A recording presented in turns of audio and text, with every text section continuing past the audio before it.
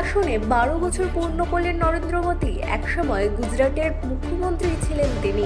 পরবর্তীতে 2014 সালে প্রধানমন্ত্রী হিসেবে শপথ গ্রহণ করেন। টানা 3 বার প্রধানমন্ত্রী হিসেবে শপথ নিয়েছেন নরেন্দ্র মোদী। 12 বছর পূর্ণ হওয়াতে গোমতী জেলা বিজেপির উদ্যোগে রবিবার দুপুর 12টায় উদয়পুর রাজস্বীবালা কেন্দ্রে পেশাজীবী ও বুদ্ধিজীবী সম্মেলন অনুষ্ঠিত হয়। এই সম্মেলনে মঙ্গল প্রদীপ প্রজ্বলন করেন। সম্মেলনের শুভ সূচনা করেন জেলা বিজেপির সভানেত্রী সবিতা নাগ। এছাড়া ছিলেন গোমতী জেলা পরিষদের সহকারী সভাধিপতি সুজন সেন, উদয়পুর পৌর পরিষদের সহকারী চেয়ারম্যান প্রদীপ দেবনাথ ও রাধাকিশোরপুর মণ্ডলের মণ্ডল সভাপতি সানি সাহা সহ প্রমুখ। এই সম্মেলনে ভাষণ রাখতে গিয়ে গোমতী জেলা বিজেপির সভাপতি সবিতা নাগ বলেন, ভারতের প্রধানমন্ত্রী 2014 সাল থেকে একটানা কাজ করে চলেছেন গোটা দেশবাসীর জন্য। দেশের উন্নয়ন ও সংস্কৃতি তুলে ধরেছেন সারা বিশ্বের কাছে।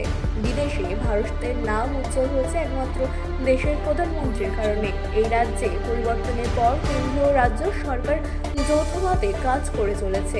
রাস্তাঘাট থেকে শুরু করে পানীয় জল, শিক্ষা এবং স্বাস্থ্য ব্যবস্থায় আনা হয়েছে আমূল পরিবর্তন।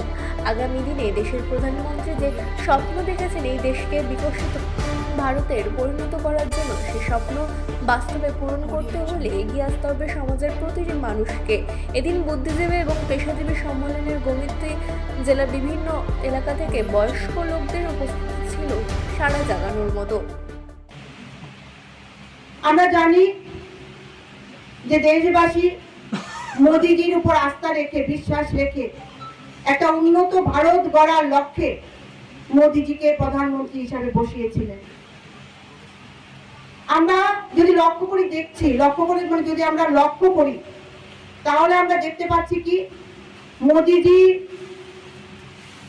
এই দেশকে এগিয়ে নিয়ে যাওয়ার জন্য এবং এক ভারত শ্রেষ্ঠ ভারত বানানোর জন্য, বিকশিত ভারত বানানোর জন্য, আত্মনির্ভর ভারত বানানোর জন্য, সবকা সাথ সবকা বিকাশ সবকা প্রয়াসে সবকা বিশ্বাসের মূল মন্ত্র নিয়ে উনি দেশবাসীর সেবা করে যাচ্ছেন। দেশের সব অংশের মানুষের জন্য উনি কাজ করছেন। যে দেশের প্রত্যেকটা অংশের মানুষকে আত্মনির্ভর করতে হবে, কারণ উনি স্বপ্ন দেখছেন যে 2047 সালে আমাদের দেশকে বিকশিত দেশ হিসাবে গড়তে হবে। ব্যুরো রিপোর্ট, রাত নিউজ নেটওয়ার্ক।